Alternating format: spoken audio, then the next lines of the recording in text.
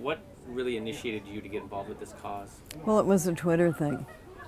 So the people doing the petition tweeted it to me, and I had a look at it, and I read the material, and it seemed to me that something very strange and unfair and weird and just awfully peculiar had been going on.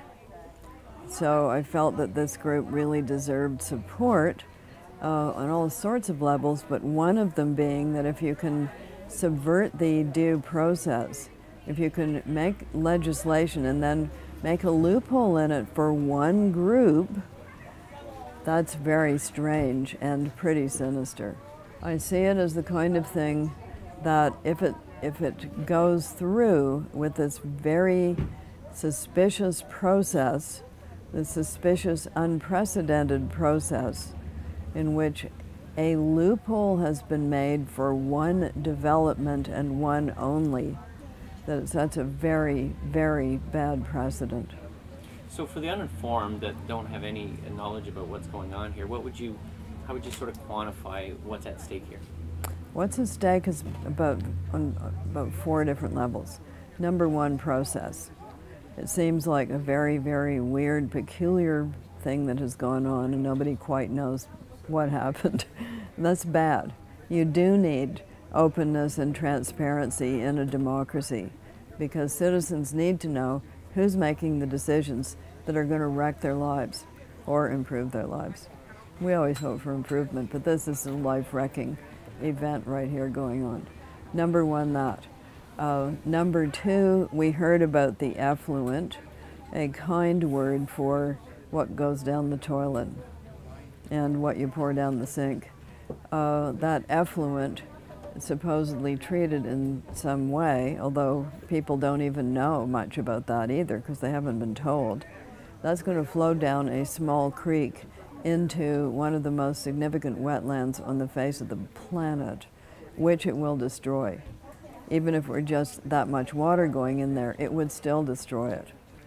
But it's going to be effluent, and then it's going to go out into Georgian Bay, where a lot of people have cottages, and a lot of the people who have cottages have children, and a lot of the children swim in Georgian Bay.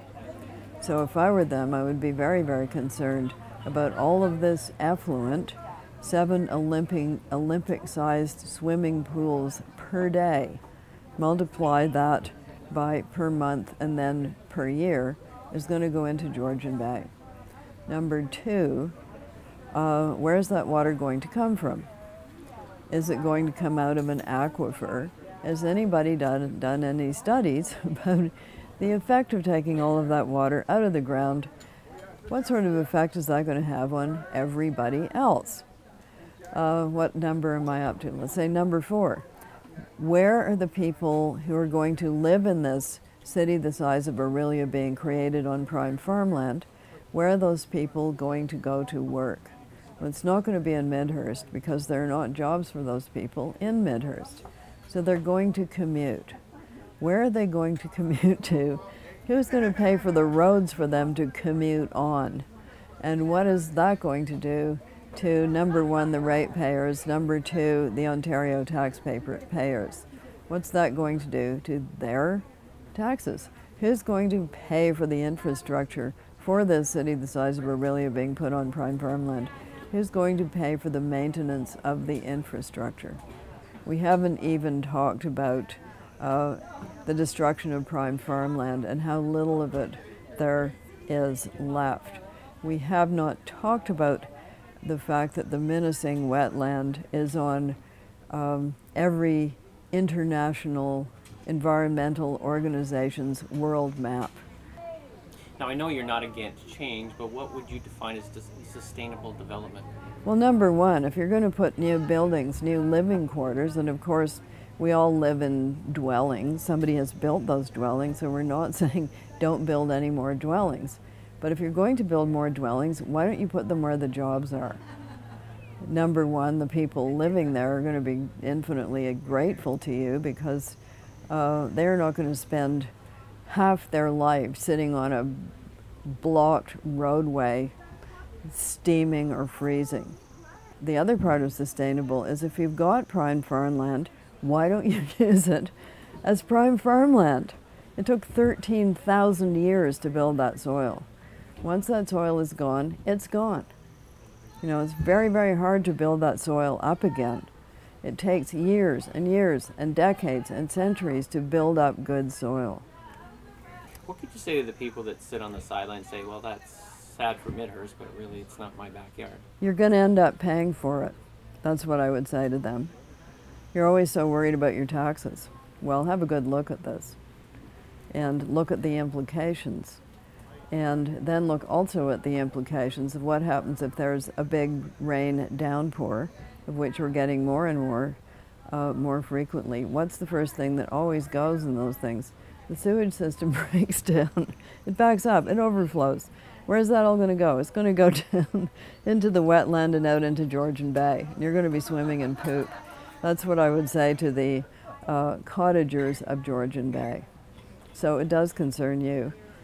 If you're anywhere near it, if you live in Ontario, it concerns you. Does environmental causes somehow sometimes face the problem that it becomes the prototypical tree hugger against the capitalist? Is there a part of problem? This is not the prototypical tree hugger against the capitalist. This is the prototypical ratepayer against some people who did some pretty secretive things to them behind their backs that they're going to have to end up paying for. So even if there were no wetland, even if there were no anything, this would still be bad. You had mentioned that the same government that actually committed the foul is kind of on record now saying we'll try to correct the yeah, that's correct. Take to task type thing. Well, I think holding people to their word, and my information came out of a letter written by the Liberal Party and Premier Wynne during the recent election to Ducks Unlimited Canada. And Ducks Unlimited said to each political party, what's your stand on environmental issues and wetland preservation? Because Ducks, of course, is very interested in wetland preservation. Why? Because of the ducks.